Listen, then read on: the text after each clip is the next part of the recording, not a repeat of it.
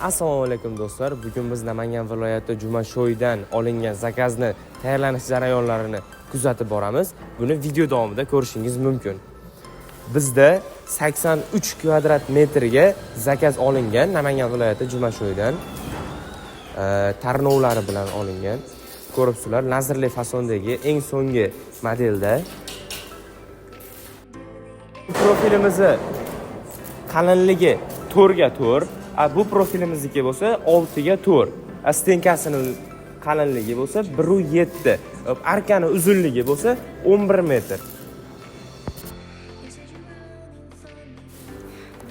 Kommentariyalarda ko'plab savollar tushyapti. Buni uzunligi qanday o'lchanadi, kvadratini qanday o'lchab, qanday hisoblaymiz narxini deyishyapti. Xo'p, buni kvadrati enini bo'yiga ko'paytiramiz.